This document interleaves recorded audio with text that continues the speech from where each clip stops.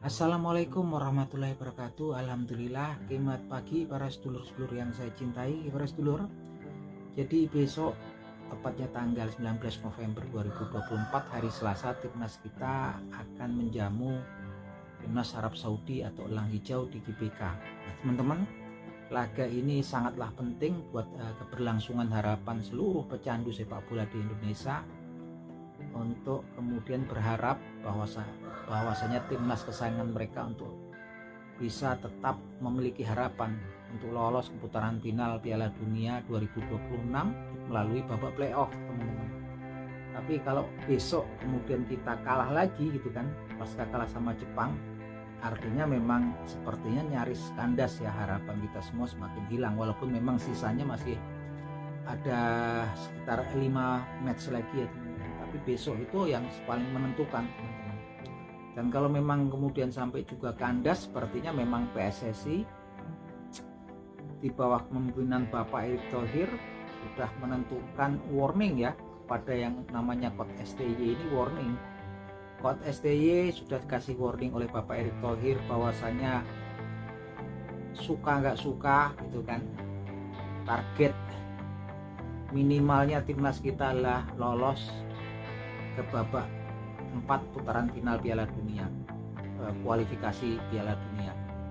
Yang jelas memang untuk lolos ke putaran 4 fase playoff itu timnas kita memang kemudian hasil akhirnya paling tidak menghuni ranking keempat daripada grup C. Ini memang artinya memang selain nasib timnas kita, juga nasibnya STY sepertinya juga akan di tantangannya besok. Apapun, kalau saya pikir memang ini sangat, STY ini kalau sebetulnya sih kalau menurut saya jiwa apa ya, sportivitasnya itu kurang. Nah, kenapa saya bilang jiwa sportivitasnya kurang ya? Ketika kemarin timnas kita kalah dari timnas Jepang, oke lah, kita kemudian kalau sama timnas Jepang ini memang kalah segalanya. Faktanya kita kalah segalanya, dari segala sisi pun kita kalah. Tapi kemudian memang jiwa sport jiwa kesatrianya STY ini kan memang kemudian di situ dia ketika dia malah berkilah, salah satu alasannya ya sepertinya mengarahkan kesalahan ya salah satunya ke pemainnya gitu kan. Ketika memang kemudian ada wawancara, dia menyatakan pasti kita juga punya kesempatan yang banyak gitu kan di babak awal pertandingan gitu kan. Dan pada waktu itu timnas kita nggak bisa memanfaatkan dengan baik, seperti si Ragnar Oratmangun gitu kan, yang gagal memanfaatkan kesempatannya ketika kemudian lolos dan berhadapan langsung dengan kiper utamanya, kipernya Jepang ya. Yang jelas Ragnar di situ katanya kalau kemudian Ragnar menciptakan gol ketika berhadapan dengan kiper Jepang Gion Suzuki, pasti ceritanya akan lain. Dan walaupun kemudian dia mengatakan saya nggak mau beralasan gitu kan, tapi di sini jiwa sportivitasnya kurang gitu kan.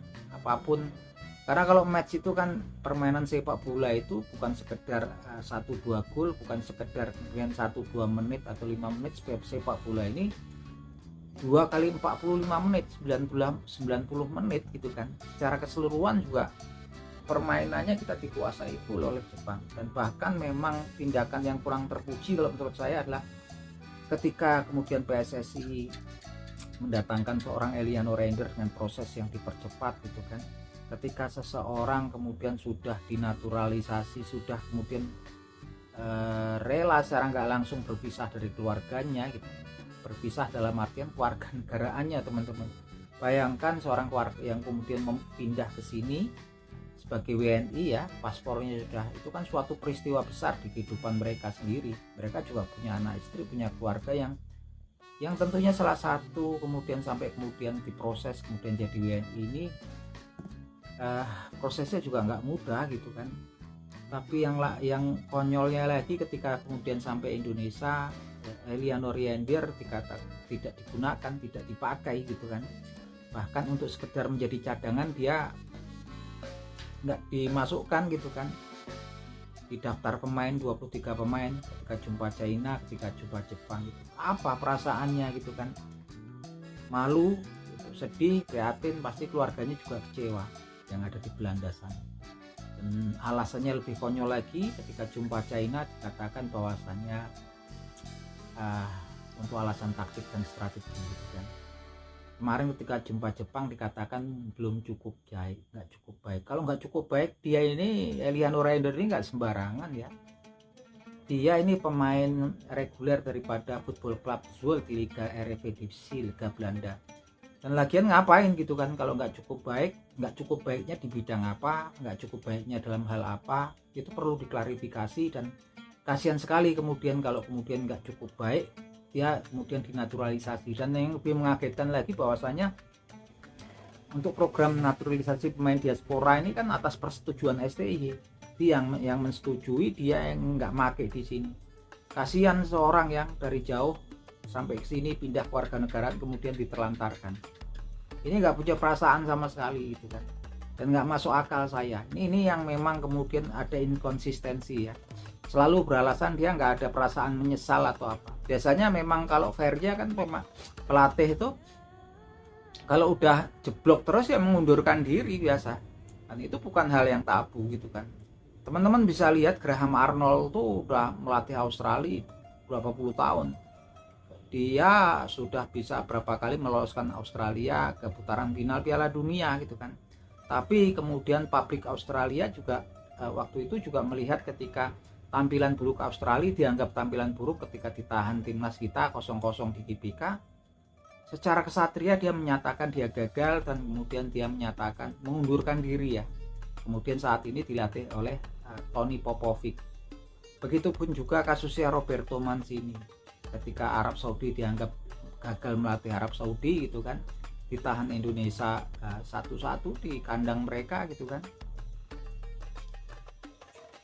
Ya sudah gitu kan, Federasi Sepak Bola juga nggak urusan kalau dia itu siapa, ganti semuanya demi kebaikan di timnas ya gitu kan. Dan memang hasilnya bagus kok. Tampilan terakhir Arab Saudi ini di bawah Hervé Renard, ini yang pelatih dari kebangsaan Prancis yang dulu juga melatih timnas Arab Saudi ketika di putaran final Piala Dunia di Qatar.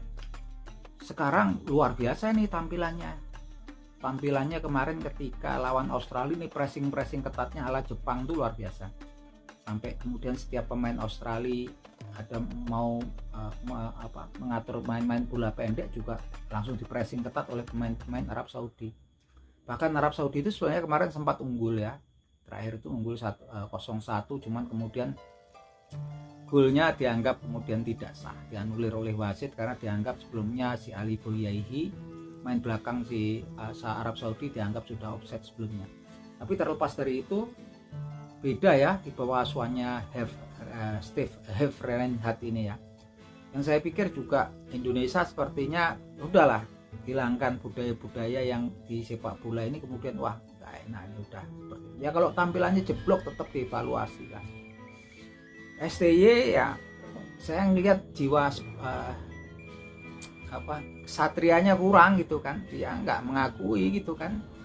Bahkan kemudian sepertinya melontarkan salah satunya kesalahannya ya ke Ratnaro Ratmangun yang dia katakan ya, walaupun dia nggak mengatakan secara lugas tapi dia memberitakan kita juga punya kesempatan seperti Ratnaro Ratmangun. Udah pasti ketika Ratnaro Ratmangun memberikan bisa memanfaatkan peluangnya, pasti kondisinya nggak seperti itu gitu kan, kemungkinan ceritanya akan lain gitu kan.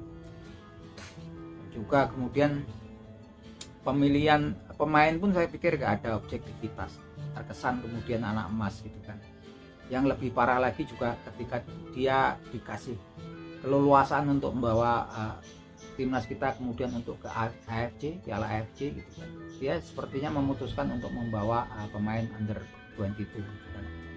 Saya pikir oke lah, AFC itu dianggap cuman kelas Asia Tenggara dan nggak masuk kalender resmi FIFA gitu kan. Tapi ini kan bawa nama baik bangsa, harga diri bangsa gitu. Saya ngerti kalau lah kemudian yang dibawa under 20 itu kalau kalah kan ya wajar lah, cuman pemanasan katanya. Yang dibawa juga pemain junior, pemain under 20 itu bukan pemain senior. Saya nggak ngerti gimana perasaan pemain timnas kita, pemain-pemain daripada Liga 1. Harusnya mereka dikasih kesempatan dong. Kalaupun kemudian di timnas sudah banyak pemain diaspora, kasihlah seperti kayak Stefano Lillipali gitu kan, Ricky Kambuaya, kita punya Sadil Ramdhani, kasih kesempatan mereka untuk membela timnas, untuk kemudian membuktikan kemampuan mereka di AFC. Walaupun AFC dianggap kelas Asia Tenggara, tapi kemudian kalau kelas Asia Tenggara kemudian kita nggak bisa unjuk gigi, ya sebetulnya juga langsung seperti anak SD, anak TK nggak melalui SD kemudian langsung jadi anak kuliahan. Event itu cuman pestanya negara-negara Asia Tenggara, event itu nggak masuk kalendernya FIFA, tapi kita membawa nama negara loh gitu kan, menjaga harga diri negara gitu kan. Dan lagi-lagi saya nggak ngerti kemudian PSSI juga ngamini apa yang diminta CSI dibebaskan. Ya mungkin tahu lah kita kalau under 20 sehebat apapun kalau jumpa nanti Vietnam atau Thailand gitu kan, dan SCY pasti nanti akan beralasan lah ya, di bawah bukan pemain senior gitu kan, ngeles lagi gitu kan. Jelas sudahlah, kontraknya masih sampai 2027 juga nggak sembarangan, per tahunnya 14 miliar. Yang jelas saya mulai berkurang respect saya pada SCY, tapi terlepas dari itu saya adalah fans timnas sepak bola Indonesia dan tetap berharap timnas kita bisa meraih kemenangan besok di GBK. Apapun itu, semoga pemain seperti Eliano Reinder tetap bersemangat untuk membela timnas walaupun seakan memang terpinggirkan dengan alasan yang nggak jelas. We are Indonesian, support you Eliano. Oke, thanks. Oke gitu teman-teman, salam sepak bola.